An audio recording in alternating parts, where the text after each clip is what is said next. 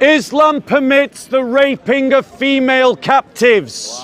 That is degenerate. We have on record, on soco films, multiple Muslims in this park defending the practice of slavery and trying to call what is clearly rape marriage. Ladies and gentlemen, Islam permits the capturing of sexual slaves and their rape. Safiya was a captured female slave who was traded amongst the Muslims and ended up in the possession of Muhammad.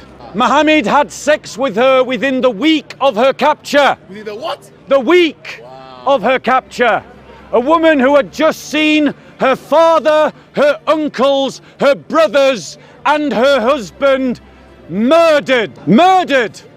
Do you honestly think a woman who is mourning the death of her entire family will suddenly want to have sex with the man that led to that murder? No way. No, she was raped. And the Muslim community testifies that because her entire family was murdered, a Muslim stood guard outside of the tent on the nuptial night with a sword to ensure Muhammad's safety, because that's how in love she was with him.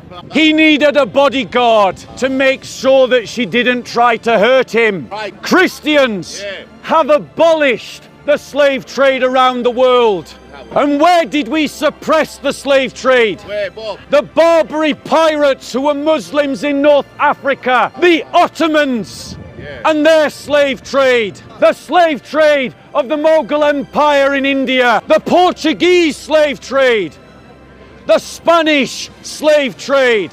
All of it was abolished by Christians. But Islam permits slavery. That isn't the answer to Western degeneracy. That is degenerate.